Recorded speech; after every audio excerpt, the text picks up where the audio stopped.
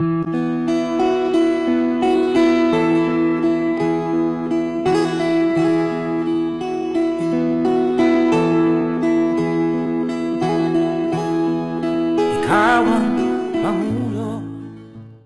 kung iniiwasan niyo pong katanungan na yan, sabihin niyo ng diretsa. Di po ba? Nang magkaalaman po tayo, sasabihin namin sa pamilya noon namin nakapanayam kahapon. Ang tanong nila simple, yung ipinangako na scholarship na buo 100%. sa mga Medal of Valor awardees gaya po ng SAF 44, ibibigay niyo ba o hindi? Dahil kung hindi, doon sila sa NAPOLCOM na 18,000 daw po. At marami pa mga kondisyon para po sa scholarship. Nangako yan, napakinggan natin yan eh. Lahat ng mga anak ng SAF 44 papag-aralin ng gobyerno hanggang sa makapagtapos sa kolehiyo. Yung mga magpupulis, tutulungan din po na maging pulis. Ngayon, nasaan ang pangakong yun? Napakasimple po, tumatawag kami sa tanggapan po ng spokesperson ng Chief PNP, hindi sumasagot kahapon pa. Ngayon sumagot kasi nga po binabanata mo sa radyo. O di ba? Good. Sumagot yung staff ni General, nakikinig ngayon sa atin. Ang bilis pala. Oo, ano sabi? Ang sabi daw, hindi daw available ngayon kasi daw napakarami daw pong mga gagawin. Alam nyo, dyan sa PNP-PIO, ilagay nyo ang sitwasyon ninyo doon sa pamilya. Kapwa nyo pulis yun eh. Kung sa inyo nangyari yun, tapos balita rin natin, buhay itong SAF 44 na humihingi ng tulong yung kanyang pamilya at hindi kayo pansinin sa simpleng katanungan, totoo ba yung ipinangako na scholarship o hindi? Di po ba? Tapos ngayon dinidribble nyo. Talaga? Nyo. Nako, sige. Okay, yan po ang ating sagot dito po sa staff ni General Jean Fajardo. Opo, kung iniiwasan nyo pong katanungan na yan, sabihin nyo ng diretsa. Di po ba? Nang magkaalaman po tayo, sasabihin namin sa pamilya noon namin nakapanayam kahapon. Ang tanong nila simple, yung ipinangako na scholarship na buo 100%. sa mga Medal of Valor awardees gaya po ng SAF 44, ibibigay nyo ba o hindi? Dahil kung hindi, doon sila sa NAPOLCOM na 18,000 daw po. At marami pa mga kondisyon para po sa scholarship. Nangako yan, napakinggan natin yan eh. Lahat ng mga anak ng SAF 44 papag-aralin ng gobyerno hanggang sa makapagtapos sa kolehiyo. Yung mga magpupulis, tutulungan din po na maging pulis. Ngayon, nasaan ang pangakong yun? Napakasimple po, tumatawag kami sa tanggapan po ng spokesperson ng Chief PNP, hindi sumasagot kahapon pa. Ngayon sumagot kasi nga po binabanata mo sa radyo. O diba?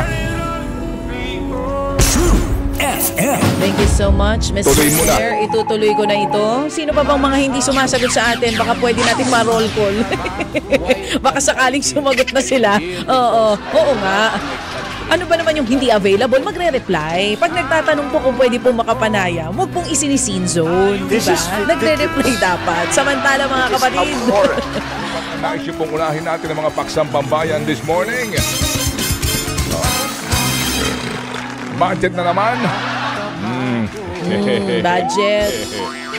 Yung mga blanco-blanco na naman. Ako, kayo talaga. Ano ba talaga? May blanco ba talaga o wala? Oo, ikaw eh. Ay, nako, hindi ho tayo makamove on sa issue niyan kasi may statement ko ang isang kongresista kahapon. Tama. Na kung saan po naman ay nag-react si Tito Sen. May Yes, sinasabi siya. napatweet si Tito Sen sa naging pahayag ni Representative Stella Kimbo. Na ano daw? Siya ang Acting House Appropriations Committee chairperson po ngayon. Ang sinasabi kasi niya, and I quote, lahat ng naging corrections ng technical staff ay ministerial. Calculator activity na lang. Sumagot si Tito Sen on Twitter or X na po ngayon. Sabi niya, some of our legislators need to undergo parliamentary rules and procedures workshop. Ministerial corrections by technical staff are never allowed in any bill, much more of a law. You bring it back to plenary. Napasagot din si Senator Ping Lacson dun sa tweet nitong si Tito Sen. Sabi ni dating Senator Ping Lacson, I fully agree with Sen Soto.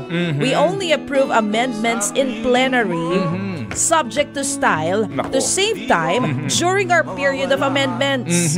Filling blank spaces amounting to billions, even 1 peso in a budget measure is substantial, not ministerial. It requires plenary action, no less. Wow, that is appalling. It is abhorrent. Ngayon, This is ridiculous. Mr. Chair, This kind of statement really is, you know, sagutan ng mga magbabatas eh. Di ba? giving me some butterflies in my tummy. Oh, Kaya nga akong dumugo. it's giving you chills, huh? If you know what I'm saying, because I thought that this issue will be laid into rest. But it seems na, you know, it's still boiling, ha? Medyo, kasi may, kumbaga, inamin pala ni Ma'am Stella na hindi naman daw doon sa enrolled bill, right? Hindi sa enrolled bill, sa BICAM report. Tama ba? Klaruhin lang natin. Iba ho kasi yung enrolled, meaning yung naisumite kay Pangulong Marcos for signature sa Malacanang, kumbaga, yan na yan, final na yan, pipirmahan niya. Ito po yung BICAM report, right? Para klaruhin lang natin. Tama. BICAM report, sabi niya, anong ang eksaktong statement Sabi ni niya, Madam Chair? lahat ng naging corrections ng technical staff ay ministerial, calculator activity na lang. Sabi niya Okay. rin, at the point of signing by the BICAM members, ay lahat naman po ng appropriations or amounts have already been decided upon. Ibig sabihin, lahat ng naging corrections ng ating technical staff, lahat po yan ay ministerial na lamang. Ibig sabihin, calculator activity na lang po. So lahat po, wala na po silang discretion dahil lahat po ay decided na po by the BICAM members. Ikaw bilang miyembro noon ng kapulungan ng Kongreso, alin ba talaga dito ang tama? May mga binabalik mo sa akin yan. Hindi, alin ba dito tama para mas maintindihan namin? Yung sinasabi pa ni Tito Sen na yung ibang legislator. Ang magandang question dyan sa issue na iyan ay yung sinasabi niya na approve na daw yung mga ginawang corrections, right? Calculator something, ano? Calculator activity na lamang. Calculator activity na lamang. Ang tanong doon, sino yun? Sino yung nag-approve? Yan. Sino yung nag-approve? Ano yung mga inaprubahan na iyon? Ano ang napag-usapan doon? Sino itong Secretary of Staff na to na binigyan ng pahintulot ng mga BICAM members? Totoo bang nag-meeting kayo sa BICAM? Ang sisti dyan kasi, walang minutes of the meeting yan. Babalik Ayun sa na issue naman. na yan. Ayan na. Ang sisti kasi dyan, walang record ng actual meeting yan. Diba? Meron silang record sa photo op. Nung unang nag-convene, picture-picture, kamay-kamay, usap-usap. Well, of course, kain-kain kasi nasa hotel sila. And then pagkatapos nun, sino-sino yung bumuo nun? Sino-sino yung sinasabi na nag-approve na ito yung mga blanco, you fill in the blank? Sino-sino yun? Will they now divulge? Diba? Kung sino-sino ito o hindi pa rin, lihim pa rin yun. Hanggat sa pagkatapos na yan, so meron ng BICAM report, yung bang inaprubahan mismo during the deliberation, na i-publish ba yun? Mismo isang congressman nagsasabi, wala siya nakuha doon sa kanilang online na soft copy nito. Babalik at babalik dyan sa pagiging opaque. Diba? Opaque is the kabalintunaan of transparent. Diba? Kasi nga, malabo ito eh. Diba? Hindi klaro ito. Anyway, House Appropriations Committee Chairperson Stella Kimbo na legal at valid ang isinabatas na 2025 national budget. Kasunod po yan ang tila pag-iwas kamakailan ni Kimbo nang tanungin siya ng media tungkol sa mga umano'y blankong item sa bicameral committee report. Kahapon ang tanungin siya ulit ng News 5 kung totoo ba na may mga blanko sa BICAM report ng budget. Ito po ang kanyang naging kasagutan. We do acknowledge po that there are blanks na po doon sa BICAM report na pinirmahan ng BICAM at i-ratify ng Senado. Yeah, so notwithstanding any typographical errors or any adjustments. Yan nga po ang tinig ni House Appropriations Committee Acting Chairperson Stella Kimbo. Kasabay naman niyan, iginit din ni Kimbo na lahat ng binago ng technical staff ay napagdesisyonan ng mga miyembro ng BICAM.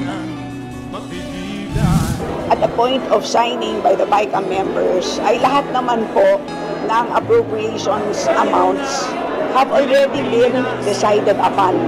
Ibig sabihin, lahat po ng naging corrections ng ating technical staff, lahat po yan ay ministerial na lamang. Ibig sabihin, calculator activity na lang po.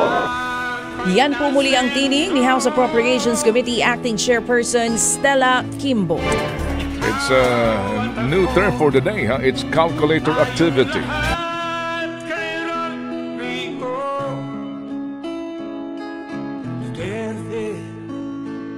Para sa tunay na pagbabago. Why am I here?